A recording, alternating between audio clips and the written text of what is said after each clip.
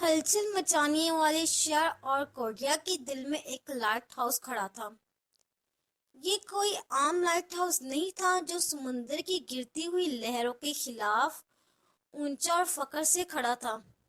نہیں، یہ light house بولیولیا کی گلیوں اور شہر کے بلند و بالا عمارتوں میں بسا ہوا تھا۔ اس کی روشنی زندگی کے استعاراتی طوفانوں میں کھوئی ہوئی روحوں کی رہنمائی کرتی تھی۔ اس بیکن کی سربراہی میں لیلا نامی ایک نوجوان عورت تھی۔ اپنی روشن آنکھوں اور گرم مسکراہٹ کے ساتھ اس کے پاس ایک نادر تحفہ تھا۔ سطح سے باہر دیکھنے کی صلاحیت، اپنے آس پاس کے لوگوں کے اندرونی جدوجہد کو سمجھنے کی صلاحیت، یہی تحفہ تھا جس نے لوگوں کو اپنی طرف متوجہ کیا، ضرورت کے وقت سکون اور رہنمائی کی تلاش میں۔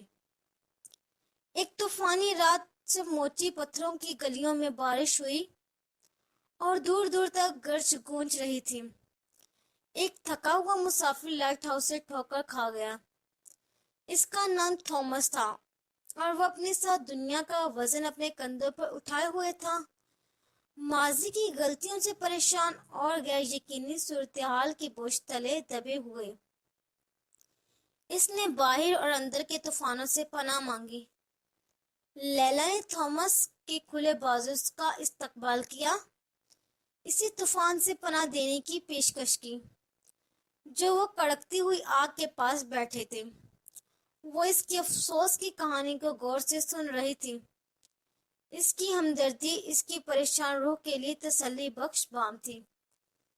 اس کی موجودگی میں تھامس نے امید کی ایک کرن محسوس کی، اندھیرے میں روشنی کی ایک جھلک جو اسے ہڑپ کرنے کی دھمکی دے رہی تھی۔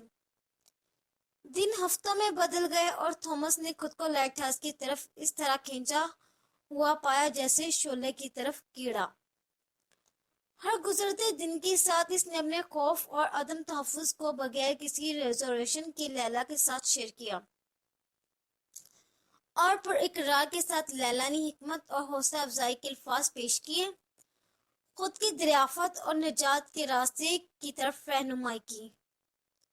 لیکن جیسے ہی تھامس نے اپنے اندر سکون تلاش کرنا شروع کیا، افق پر ایک نیا طوفان برپا ہو گیا۔ بڑے شیاطین دوبارہ سر اٹھانے، اسے مایوسی کی کھائی میں واپس گھسیٹنے کی دھمکی دے رہے تھے۔ تبھی لیلا اپنی جدوجہد کا انکشاف کیا۔ اس کی اپنی لڑائیاں اندھیرے کی قوتوں کے خلاف لڑی اور جیت گئیں۔ نے پختہ عزم کے ساتھ تھامس نے اپنے شیطانوں کا مقابلہ کرنے کا عزم کیا۔ لیلا کے اس اٹل ایمان سے طاقت حاصل کی۔ انہوں نے ایک ساتھ مل کر طوفان کا مقابلہ کیا، پہلے سے زیادہ مضبوط اور لچکدار ابھرا۔ آخر میں تھامس نے لائٹ ہاؤس کو الوداع کہا، اس کا دل ہلکا ہوا اور اس کی روح تازہ ہو گئی۔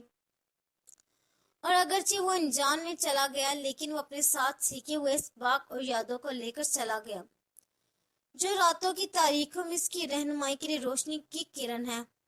اور کورڈیا کے دل میں مینار بلند اور فخر سے کھڑا تھا۔